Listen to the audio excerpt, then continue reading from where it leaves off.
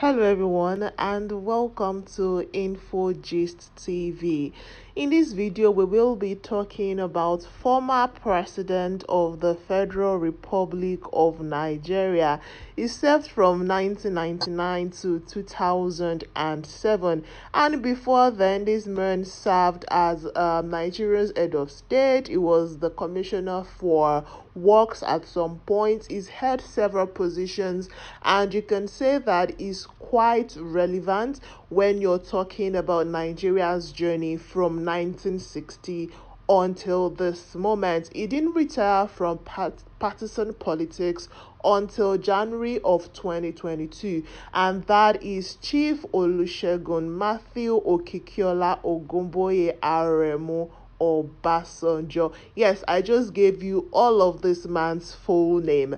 This man was born on the 5th of March 1937, is currently 85 years old, and is from Ibogun Olaogun Western region of Nigeria, now Ibogun Olaogun in Ifo, Ogun State, Nigeria. This man has been in politics since forever. He started in the military, but before I get into that part of his life, let's talk first off about his early life from 1937 until 1958, when this man decided to join military simply because he wanted to get an education while also getting paid. That was what made him enlist in the Nigerian army, and that is what shaped his journey until this moment. So follow me on this journey and let's talk everything about Chief Aremu Obasanjo. Like I mentioned, his name is Matthew Olusegun Aremu Obasanjo, and he was born in Ibogun Olaogun, a village in southwest Nigeria. Okay, so his passport gave his date of birth as 5th of March 1937, although people feel like this man was born older, like before then, but because of how we did not used to take record, of birth certificates at that time, we just take it that indeed he was born on the 5th of March 1937. He is also known as Ebora Owu or Baba Yabo. His father was Amos Adigun or Obaluaye Sojo, that is Obasanjo. That's where the name Obasanjo got coined from, Bankole.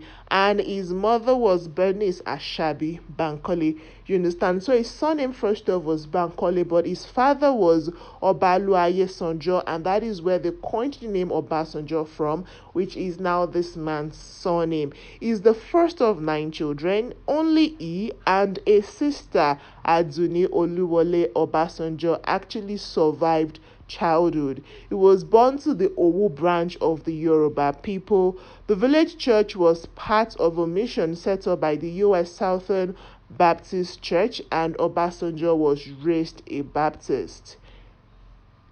His village contained Muslims, and his sister actually converted to Islam when she married a Muslim man. Obasanjo's father, Amos Adigun Obasanjo Bankole, was a farmer until he was 11 years old. Then Obasanjo decided to join agricultural labor. Then at the age of 11, Obasanjo joined the village primary school, and after 3 years in 1951, Olusegun Aremu Obasanjo moved to the Baptist Day School in Abeokuta, Owukota. In 1952, he transferred to the Baptist High School, also in the same town. Then his school fees were actually partly financed by state grants. He did so well academically, and at school he became a keen Boy Scout. It was actually at secondary school that Obasanjo rejected his forename of Matthew as an anti-colonial act. So he's always been political conscious, even from a young age. That was because, yes, he was raised Matthew, but he removed that name because he felt like it was too colonial. And as an anti-colonial person, then he removed the name Matthew. Obasanjo's father actually did abandon him and his sister with their mother, they now fell into poverty, and his mom had to survive by, petty trading to pay his school fees. And in order to, relieve of the burden, Obasanjo worked on cocoa and cola farms. He fished, he collected firewood, sold sand to builders, and then during holidays, he worked at the school, cutting the grass and other manual jobs. Now, in 1956, let's fast forward, he took his secondary school exams. He borrowed money to actually pay for the entry fees. And that same year, he started dating Oluremi Akinlawon, who will become his first wife. I'm going to get to that shortly, but he's been married like 3-4 times. But Oluremi Esther Akinlawon is his first wife, and they started courting when this young girl was about 14.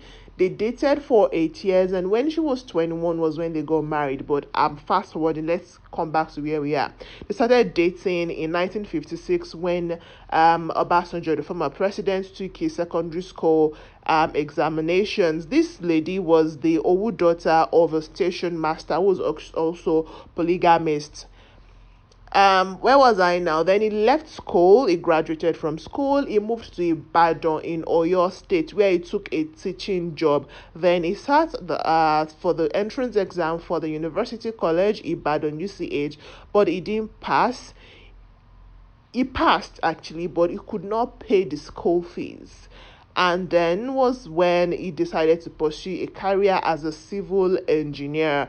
And in order to access this profession in 1958, he answered an advert calling for officer cadet training in the Nigerian army. So I'm going to take a pause now from his early life. You understand how he got into military, because if you're familiar in any way about Obasanjo's story, you would know that he was quite active as a military officer before he went into civilian government and became our president in 1999 until 2007. But I'm going to take a break here. We've established how he got into military and what pushed him into military. I'm going to quickly talk about his personal life, and I'll come back to his, career journey, military life, until now that he is a past president. Right, so let's talk about his personal life. Like I mentioned, he was married to Esther Oluremi Akinlawon. They married in 1963, and she gave birth to their first child, Iyabo, in 1967. This is why they refer to Obasanjo as Baba Iyabo. He lived a polygamous lifestyle though. And at a point, this woman, Oluremi, was unhappy that Obasanjo maintained relationship with other women in their marriage, and she even alleged that he beat her at some point. The thing is, this lady was in London. She got some education in London, so she stayed in London. And the past presidents used to go visit. I'm going to get into that too, but let's just establish this fact that he had several women, and they had to dissolve their marriage in the mid-70s. After about 20 years together, they had to break up. And that same time was when Olusegun Obasanjo got married shortly after in 1976 to Stella Abebe, who is from Edo State, one of the Ishan region in Edo State, right?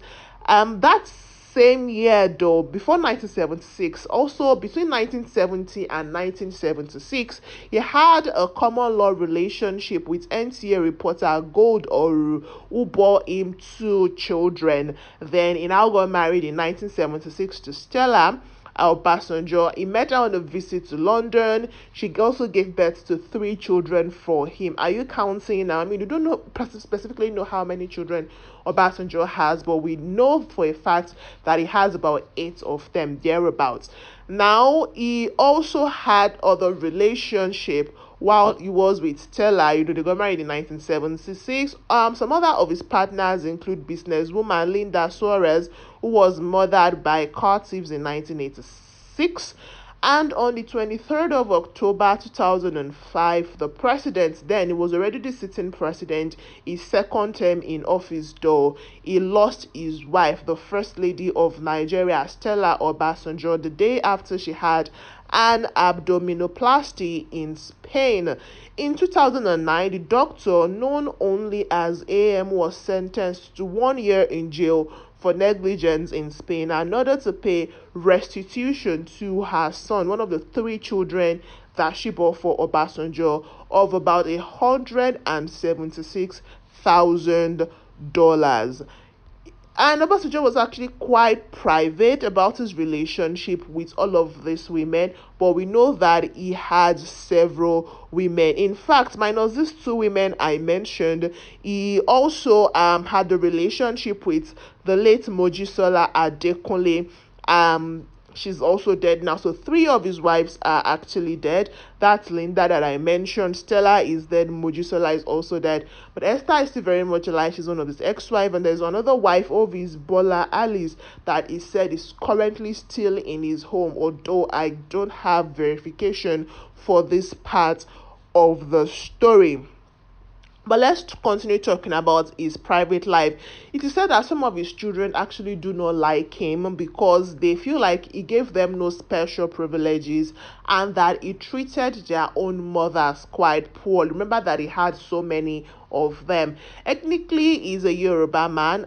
His cultural identification is reflected in his speech and his choice of clothing. He also actually always says that although he's a Yoruba man, he says first he's a Nigerian. In his own words, Obasanjo says that, repeatedly says that, I am a Nigerian who happens to be a Yoruba man. I am not a Yoruba man who happens to be a Nigerian. And this is quite reflective on how he carried his life and the ideology that he puts into his career, both in the military and also as a civilian ruler. He's been a lifelong teetotaler. He's been characterized as having a sense of discipline and duty, and emphasized what he saw as the importance of leadership. He is also an instinctively cautious man. He emphasized the importance of deferring to a senior, a value he had learned in childhood. You could say that this man is boring and dull. It is said he appears that way, though, but he had a sharp, I don't know how to put it. He had a sharp, perceptive mind and a capacity to be tough and ruthless. You would understand more of this when I start talking about his military journey, which is where I'm getting to now. That is where we are going to be talking about Obasanjo's journey now. So let's talk about his early military training, career, and everything. So remember that I said in 1958 was when he enlisted. That was in March of 1958. He enlisted in the Nigerian army. He saw it as an opportunity to continue his education while earning a salary. He did not actually inform his family. Yes, also when he got married to Esther in 1963, he didn't tell his family members. None of them told their family members they were married because they actually got married in London. None of them told their family members they were married until they returned to Nigeria. That was when they told people that they actually got married. So back to his journey, he did not tell his immediate family, thinking that they were going to object. And it was at this time that the Nigerian army was transferred to the control of the Nigerian colonial government in preparation for full independence for Nigeria. Remember, Nigeria get independence in 1960. Then afterwards, he was sent to regular officer training school in Tershi in Ghana. While he was abroad, he sent letters and presents to his fiancée in Nigeria. In 1958 September, he was selected for 6 months of additional training at the Mons Officer Cadet School in Aldershot, Southern England. He actually did not like it. They said it was classist and racist, and he found it difficult adjusting to the colder weather and wetter English weather. And after that, when he was in England, his mother died and his father died a year later. So he lost his father his parents actually in 1958, 1959. In 1959, he returned to Nigeria, where he was posted to Kaduna. That was the first time that Obasanjo would live in a Muslim majority area. He was there until 1960 October. The Nigeria became an independent country. Now, shortly after that, he was sent to Congo. Then he was in Congo for a while. He returned to Nigeria, and when he got to Nigeria in 1961, he bought his first car. Then he had ulcer. He was hospitalized. He came back, and in 1962, he was stationed at the Royal College of Military Engineering in England, and he was returned to Nigeria that same year. And he already got married in 1963, though. He paid for his wife to take a course in England, in London, and he got married. And that year, he was ordered to return to Nigeria. So he left his wife there for 3 years. That's why I said his wife was there. And one time, at one point, he was sent to India. And en route to India, he visited his wife in London, and that was where he studied at the Defense Services Staff College in Wellington, then at the School of Engineering. He was actually appalled by the starvation he witnessed in India and took an interest in the country's culture. I'm going to skip all of that and fast forward to Nigeria's civil war when it happened. Before then, let's talk about the pre-civil war when he returned to Nigeria. Then he made a coup that was planned, and the power was transferred to Chief Agoyi Ironsi. Agoyi ended federalism. A second coup took place in Ibadan. They were killing themselves. I'm going to skip all of that. But I want to mention that while all of this coup was going on, Obasanjo was quite instrumental, because he was never a fan of all this coup d'etat, military regime. You would plot a coup, you would take over someone else's regime, declare yourself the head of state, among other things. So he wasn't really a fan of it, but there was so much tension. It was in the north then, and it was quite instrumental in the Biafran separation. When it happened, it was quite instrumental in returning the Biafrans to becoming a part of Nigeria, which is why I said that this man says always that he's first a Nigerian man before a Yoruba man, and is the person, that currently politics in Nigeria now, if you're quite familiar, that there's this regionalization going on with the presidency, especially saying Christian, Muslim, Northern, Southerner, kind of regionalization of the office of the presidency. That is because Obasanjo tried to bring together all of Nigeria. While he was, head of state, he ensured that the person that he took as a second in command, that is Shehu Yaradua, who is the uncle to past president of Nigeria, the late Yaradua, who is now deceased. Yeah. That is why that happened. It took a northern Muslim person to become his his chief, his assistant, a position that he held before he was made the head of state. I'm just fast forwarding and telling you this man's journey like that. So it's been like that, and some Yorubas actually did not like him. In fact, when he contested for the office of the presidency in 1999, he lost in all of the then 8 southwestern states in Nigeria. He gained a lot of votes, though, in the north, because they really appreciated him. Yorubas actually felt some kind of differences towards Obasanjo, especially with the way he carried himself. But I'm going to get to that too. Let's just continue talking about Obasanjo's journey and how he was instrumental in the civil war. Now, when in 1968, Obasanjo was away from Ibadan. He was stationed in Ibadan in 1958, but he was away, and some villagers mobilized by the Farmers Agbekoya Association attacked the Ibadan City Hall. They retaliated. They killed 10 of the rioters. When he returned to Ibadan, he ordered a court of inquiry into the events. Gowon was the head of state then, and he decided to replace Colonel Benjamin Adekunle and sent Obasanjo instead. And Obasanjo actually did not have combat experience. Remember that through all of this, I never said that he fought in any war, but he was quite instrumental in ending a lot of civil wars that would have happened in Nigeria.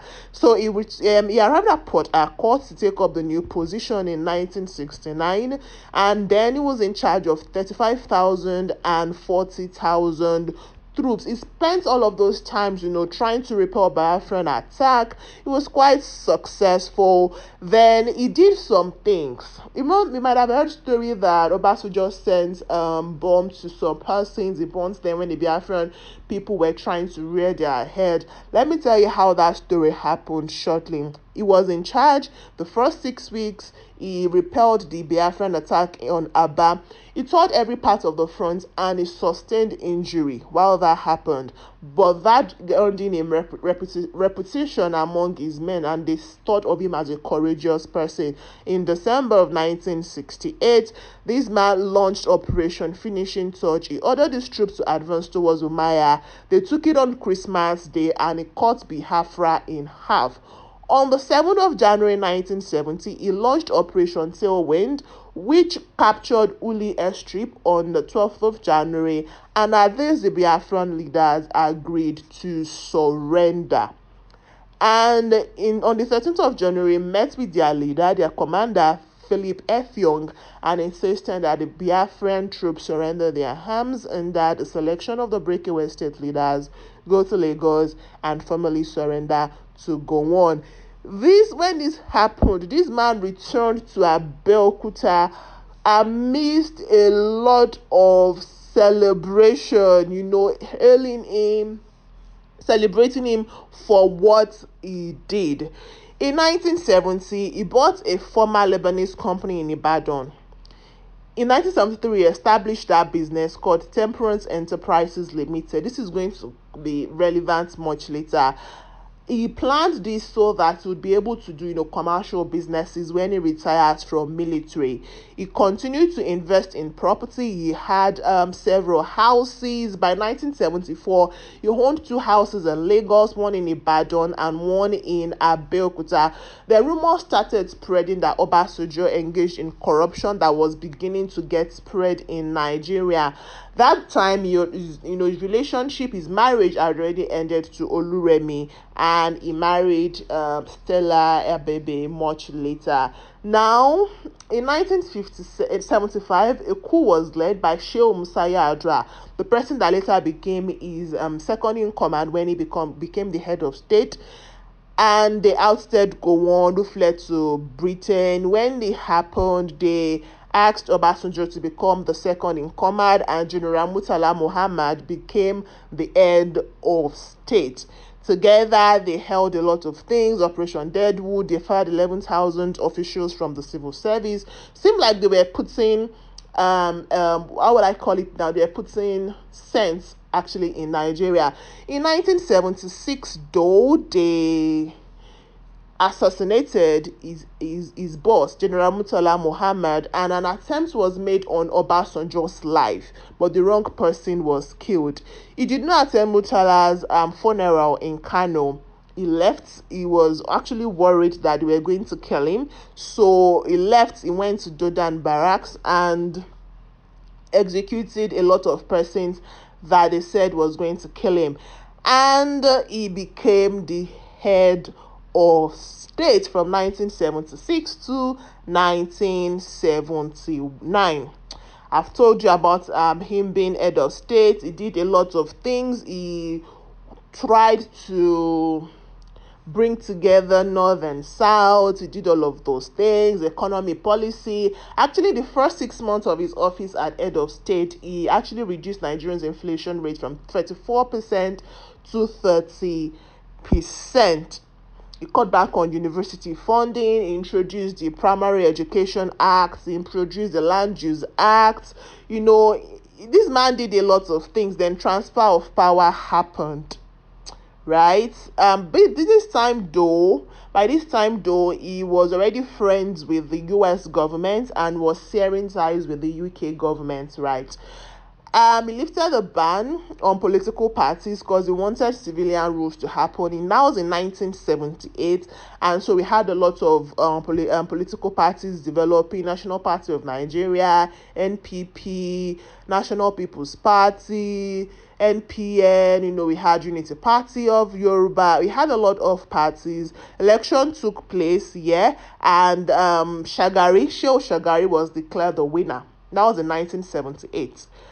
and the runner-up, then Obafemi Awolowo, contested it, and that also brought a beef because they felt like, right, some Yorubas felt like Obafemi was declared the second person, right? Whereas they felt like that was wrong, but Obasanjo didn't try to influence anything, and so they declared Shehu Shagari, and Yorubas felt like Obasanjo didn't do them well. So remember I said that he lost when he was trying to be president. So that was where the beef started. No, the beef started when he became the head of state, took Shagari, then the took Yar'Adua, then the old Shagari situation. He presented Shehu Shagari with the first copy, with the copy of the new constitution in 1979, and this started Nigeria's second republic. Right. Then from 1979, when he wanted to leave office, though, he named himself a general, so he was still making money while he was in office. He left office, he returned to Abeokuta, he set up himself as a farmer, he took training, though, and he took land, 230 acres of land in Ota, and Ota people were like, how are you able to take 230 acres? They beefed him again, but he devoted particular attention to poultry farming. By mid-1980s, his farm was hatching 140,000 chicks a week. He sponsored students. This man was doing well. Then in December of 1983, Shagari's government was overthrown, and Muhammadu Buhari became the new military head of state. Muhammadu Buhari is Nigeria's current president. At first, Obasanjo and Buhari had cordial relationship. Obasanjo was in support, but a few months down the line, it felt like nah. Obasanjo should not. Buhari should no longer become president. During the 11 years after which he left office, though, he published 4 books. In 1980, he became a distinguished fellow at the University of Ibadan. Then he was an activist, among other things. Then let's talk about how Obasanjo had to go to jail, right? Civilian government came back. Fast forward. Election followed. 1993 election happened. Moshood Abiola of the SDP claimed victory. It was challenged in court. Babangida annulled it through then they put Ernest Shonekan there as the interim, civilian government. Took power in 1993. They said the election was going to happen in February 1994. Before then, this man, Abacha, seized power. He asked Obasanjo to meet him. Obasanjo did not meet him. Obasanjo now said, hey, there can be civil war in Nigeria. June of that year, Abiola declared himself president. They carried him for treason, put him in jail. Obasanjo was now like, they should release this man. They did not answer. While he now traveled, Obasanjo went to Denmark for a UN summit. Before he came back, they are taking Shehu Yar'Adua that put him in jail. They told Obasanjo, don't come back to Nigeria. Abacha will put you in jail. Obasanjo said, nah, I didn't do nothing wrong. He came to Nigeria. At the airport, they confiscated his passport. The second day, they came to his house in Ota. They picked him and put him in jail. Remember I said that they already formed alliance with the U.S. government. No, they asked for them to release Obasanjo, among other things. That did not happen. He was sentenced to 25 years imprisonment, but because it was an international affair, Abacha had to reduce his term to 15 years. They sent him to Kirikiri. Was there where he said that was one of the saddest days of his life, because he felt like he was not supposed to do this. Then they put him in house arrest. He went to Kirikiri. Then from there they sent him to Jos, and Yar'Adua actually died in the process, and so he was really scared that they might poison him, because it was said that Yar'Adua was poisoned to death. So he was really worried, and that was when his faith in Christ got serious, because at a point they put him in solitary confinement. They only allowed him to get a copy of the Quran and the Bible, so he had to be reading the Bible. He had no other choice. In fact, while he was in Jos Plateau, in the prison in Jos, he he preached actually to, and he reformed some amens. He preached at least 28 sermons that he allowed to be published when he was, released. In early 1996 was when they put him there. He wrote the sermons down. He reformed some other persons. Then suddenly in 1998 June, Abacha died, and Abubakar Abdusalami became his successor, who ordered Obasanjo's release and the plane to return him to Ota. Then in 1998, they wanted, civilian government. PDP was formed. That's the People's Democratic Party was formed. They wanted Obasanjo to be the presidential candidate. He said no, he didn't want to do it. Family and friends said he shouldn't do it. But a few months down the line, he joined PDP. A week later, he was a presidential nominee. And in his campaign, he said he was going to do a lot of things as a fundraiser. In fact, Aliko Dangote gave him 120 million naira because he held a fundraising dinner to gain money to be able to campaign. He made 356 million, of which Dangote gave 120 million. So he won that election. He was there from 1999 to 2003. We were supposed to hold another election, and of course, it was the second term. The election was quite violent, and his opponent was actually Muhammadu Buhari. And he won. Yes, we know about that. He won in 2003 and he became president. Now, in 2007, it was said that Obasanjo wanted to go for the third term agenda. The National Assembly actually said no, that cannot happen. So he stepped down, and we saw someone that was become the president of Nigeria. Anyways, that's this man's journey. Now, post leaving the office, Obasanjo still makes money.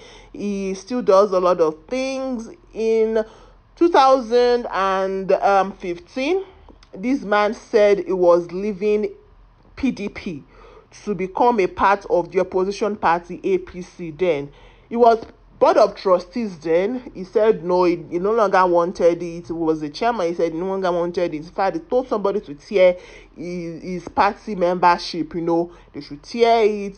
He became an APC man. But in 2018, he returned to PDP during the book launch, My Transition Hours. That is former President Goodluck Jonathan's book. And in 2017, this man earned his PhD in theology. Remember, he's always been open about the things of God. And it is said that since he returned from prison, actually, the Christianity thing, it took a forefront in his journey in life. Some of the books that this man has written includes My Watch, Guides to Effective Prayer, Africa's Critical Choices, A Call for a Pan-African Roadmap, Challenges of Leadership in Africa, Not My Will, among others. Did I mention? I know I already did that. And in 2022 January, this man declared that he has retired from partisan politics and is currently in Ota. That's where he's based now, Ogun State, Nigeria, being a farmer and living off. His opponent was actually Muhammadu Buhari, and he won. Yes, we know about that. He won in 2003 and he became president. Now, in 2007, it was said that Obasanjo wanted to go for the third term agenda. The National Assembly actually said no, that cannot happen. So he stepped down, and we saw someone that was become the president of Nigeria. Anyways, that's this man's journey. Now, post leaving the office, Obasanjo still makes money.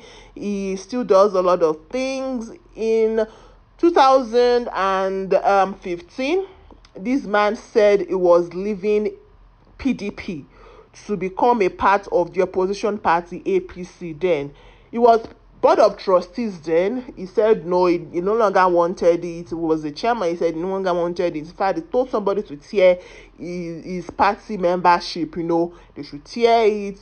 He became an APC man. But in 2018, he returned to PDP during the book launch, My Transition Hours. That is former President Goodluck Jonathan's book. And in 2017, this man earned his PhD in theology. Remember, he's always been open about the things of God. And it is said that since he returned from prison. Actually, the Christianity thing, it took a forefront in his journey in life. Some of the books that this man has written includes My Watch, Guides to Effective Prayer, Africa's Critical Choices, A Call for a Pan-African Roadmap, Challenges of Leadership in Africa, Not My Will, among others. Did I mention, I know I already did that in 2022 January, this man declared that he has retired from partisan politics and is currently in Ota. That's where he's based now, Ogun State, Nigeria, being a farmer and living off his retirement money. Anyways, guys, that's it concerning Obasanjo. Thank you very much for watching this video. Bye, guys.